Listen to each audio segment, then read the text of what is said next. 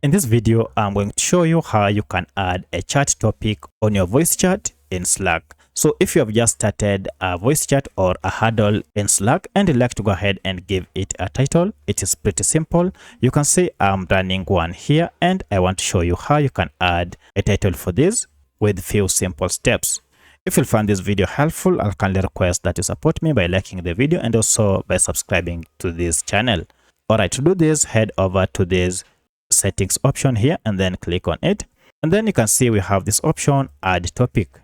Now from here you can go ahead and write your topic. For instance, I can write marketing reports and then go ahead and click on add.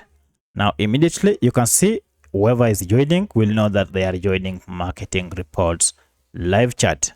So that's how you can create a topic for your voice chat in Slack. If you have any other question, kindly let me know in the comment section. Otherwise, thanks for watching and let's meet in the next video.